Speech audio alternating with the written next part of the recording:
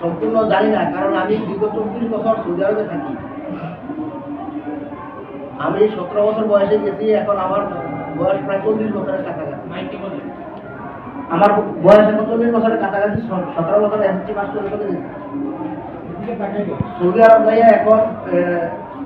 এখন বর্তমানে উন্মুক্ত চালু হয়েছে। আমি 2022 সালে এসএসসি পাস করছি, এখন উন্মুক্ত থেকে বিবিএস করছি। এখন সুযোগ থাকার কারণে, আগে সুযোগ ছিল না।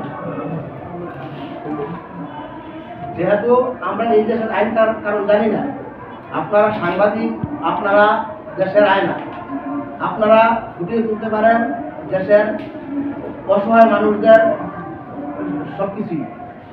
আমরা অসহায় আপনাদের কাছে আসছি, আপনারা আমাদেরকে সহযোগিতা করবেন কিভাবে আমরা এই প্রতারকের হাত থেকে রক্ষা পাইতে পারি, এবং নতুন করে অন্য কোনো প্রতারক যাতে আমাদের এই প্রবাসীদেরকে নিয়ে ছিনিমিনি করতে না পারে, সেজন্য আপনারা সুন্দর করে তুলে ধরবেন, যাতে নতুন কোনো প্রতারকের সৃষ্টি না হয়। আমরা যারা ভুক্তভোগী, আমাদেরকে সহযোগিতা করেন, আমরা যাতে যে টাকা পয়সা দিচ্ছি ওইগুলো যাতে আমরা ফিরে পেতে পারি।